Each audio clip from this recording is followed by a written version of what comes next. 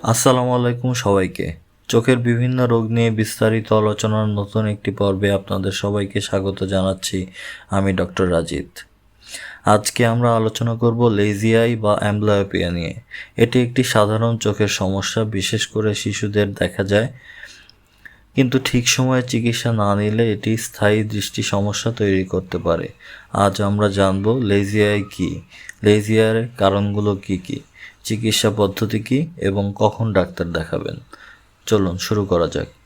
Lazy I, যার medical নাম অ্যাম্বলায়োপিয়া, হলো যখন মস্তিষ্ক একটি চোখ থেকে স্পষ্ট ছবি পায় না এবং অন্যটির উপর বেশি নির্ভর করে, ফলে দুর্বল চোখটি ধীরে ধীরে কাজ করা কমিয়ে দেয়। এটি সাধারণত শৈশবে শুরু হয়, কিন্তু প্রাপ্তবয়স্কদেরও হতে পারে।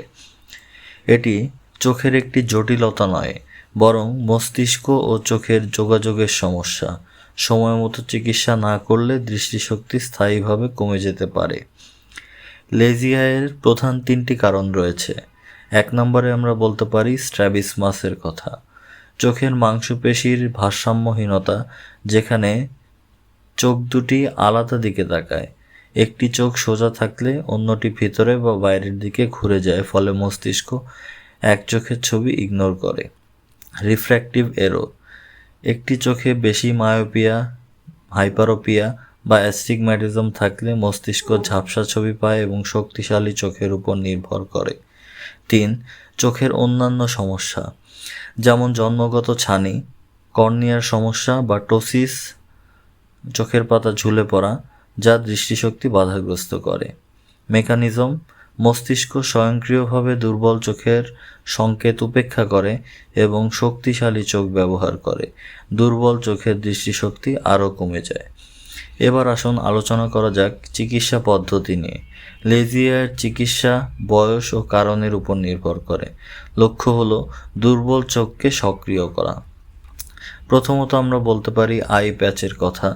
শক্তিশালী চোখে প্যাচ লাগিয়ে দুর্বল চোখ ব্যবহারে বাধ্য করা হয়। চশমা বা কন্ট্যাক্ট লেন্স, রিফ্র্যাক্টিভ এরর থাকলে সঠিক পাওয়ারের চশমা দিয়ে ঝাপসা দৃষ্টি ঠিক করা হয়। আই ড্রপ, শক্তিশালী চোখে ড্রপ দিয়ে সাময়িকভাবে ঝাপসা করা হয়, যাতে দুর্বল চোখ কাজ করে। অস্ত্রোপচার বা অপারেশন, স্ট্রাবিসমাস বা ছানি থাকলে সার্জারির প্রয়োজন।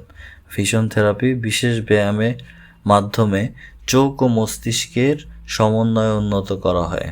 সতর্কতা, চিকিৎসা যত তাড়াতাড়ি শুরু করা যায় ফলাফল তত ভালো। 7 থেকে 8 বছর বয়সের পরে চিকিৎসা জটিল হয়। কখন ডাক্তার দেখাবেন? নিচের লক্ষণগুলো দেখা দিলে অবশ্যই একজন চক্ষু বিশেষজ্ঞের পরামর্শ নিন।